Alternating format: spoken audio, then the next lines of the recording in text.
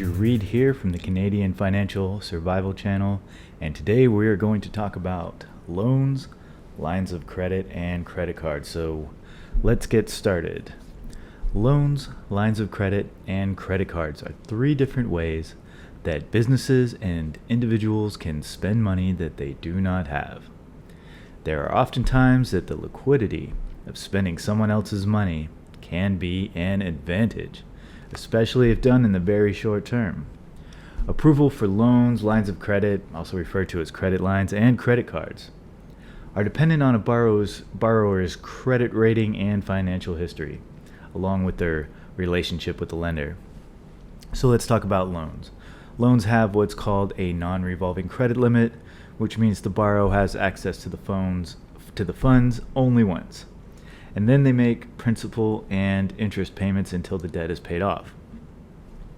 Depending on the lender, loans can vary from decent interest rates, set at an amount above the prime rate, equaling a total like 7% per se, or they can be at much higher interest rates, like payday loans, where they will often go as high in interest as the law allows, in some cases over 100%.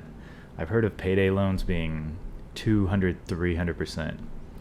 Loans can be used to generate larger sums of capital for planned expenditures, such as mortgages for real estate properties.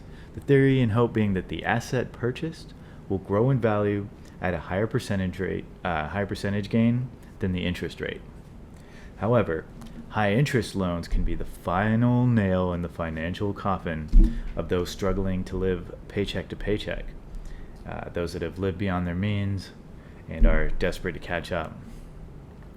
Lines of credit. In a line of credit, an LOC, the borrower receives a set credit limit, just like a credit card, and then makes regular payments that can include both the principal and the interest. Some lines of credit only require you to pay your interest every month. So unlike a loan, the borrower has continuous and repeated access to the line of credit while it's active. As in, when you pay some back, and any money that gets deposited into your account is going to go towards paying that back, then you can borrow it again immediately.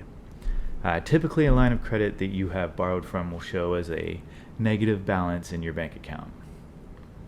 So you can use your line of credit in the same way as if you had the available cash in your bank account. In other words, you can spend into the negative as if you had a positive cash balance.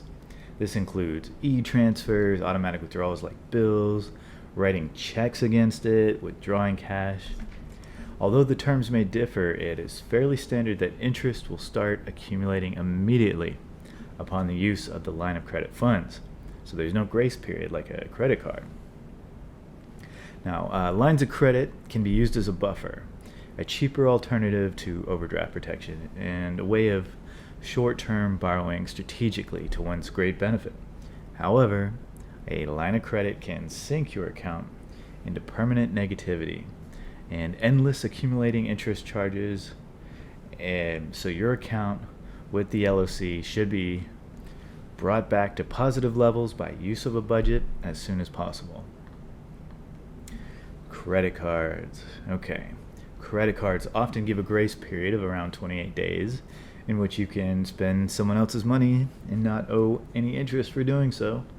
But when that interest rate does hit, it is typically the highest of the three, with the exception of the payday loans, often reaching over 25% in annual accumulated interest.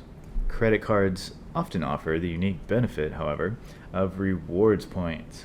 Those can be of great benefit. Spending using credit cards, collecting the rewards points, and then paying it back before the grace period expires is a well-known passive income strategy of the wealthy. However, accumulated credit card debt at high interest is a well-known poisonous anchor of the impoverished. In conclusion, debt can be used strategically to help further your financial goals. Knowing your options can help you develop that strategy. There are serious dangers to almost any kind of debt. None of this is financial advice, just general knowledge to be reviewed. as part of your own personal due diligence. Best of luck out there, and may the market force be with you. If you found that helpful, please give me a like, and please subscribe for more content like this and on Building Wealth, Canadian Financial Survival Channel. May the market force be with you.